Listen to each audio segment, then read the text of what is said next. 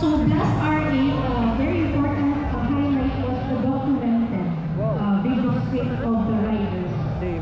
So Blast RA rewards Team Alfonso for being they actually showcase us the best highlighted documented video. Can you show us their video?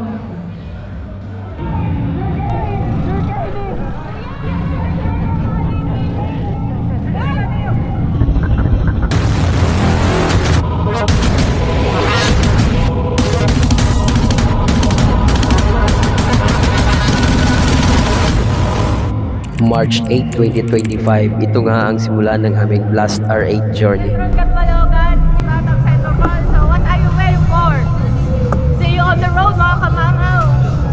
Nagsimula nga kami sa Catbalogan City. Since kulang nga kami sa oras ay kalahati muna ng summer ang aming lilibutin. Pero bakit nga ba tinawag na Blast ang event na to? It simply stands for Biliran, Leyte, and Summer Tour.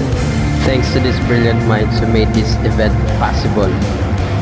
Thanks because of this event, we got to experience what it feels like to ride around Region 8 Loop.